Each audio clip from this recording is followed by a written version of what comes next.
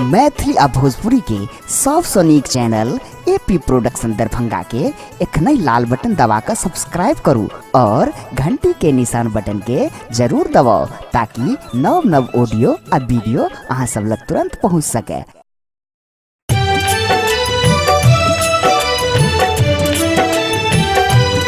एखन अहाँ सब सुन रहल छी एपी प्रोडक्शन के शानदार प्रस्तुति।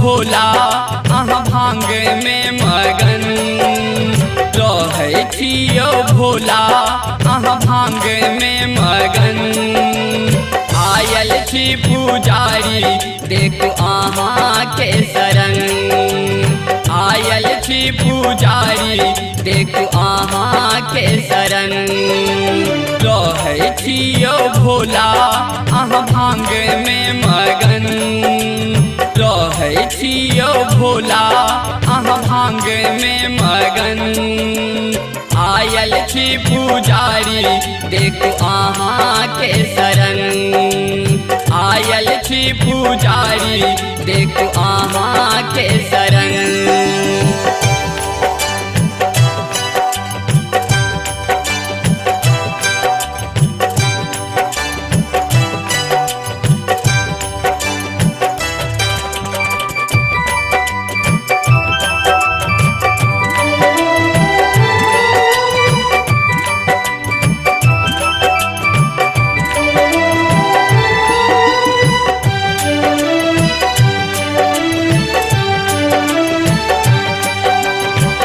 ककरो हसाबी पल में ककरो कनाबी ककरो तो बाबा पल में पार लगाबी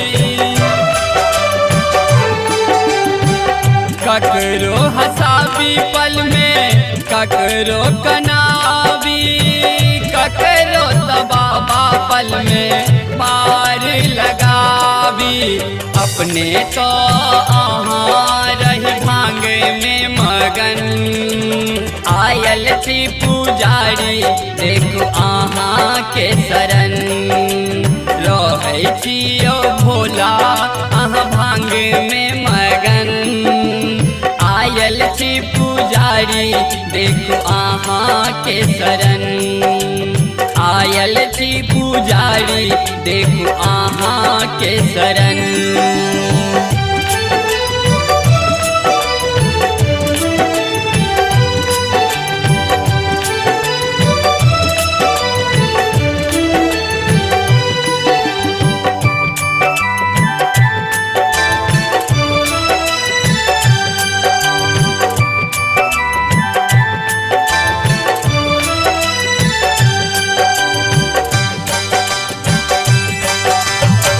ककरो महल ककरो बंगला गाड़ी ककरो तो दिलौं बाबा सोना अटारी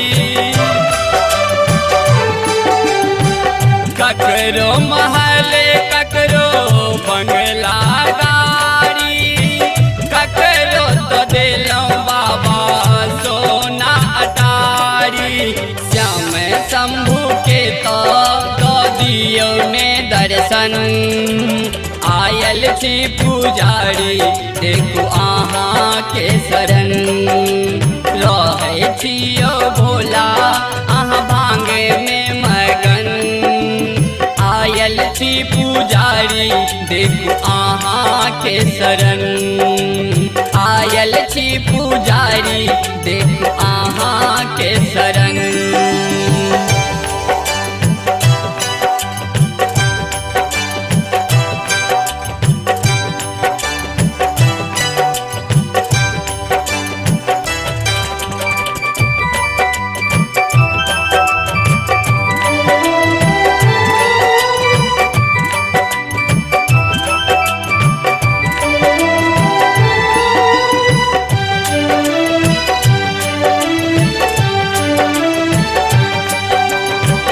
गाबैया सेवक सब मिल क नचारी अब तो सुनियो दुख भोला भंडारी।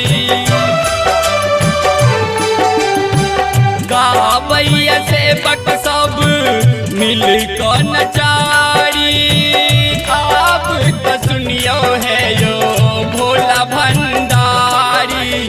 श्याम सत्यम प्रिंस आयल या शरण आयल छी पुजारी बाबा अहाँ के शरण। रहै छियो भोला अहाँ भांग में मगन आयल छी पुजारी देखो अहाँ के शरण। आयल छी पुजारी देखो अहाँ के शरण। आयल छी पुजारी देखो अहाँ के शरण। आयल छी पुजारी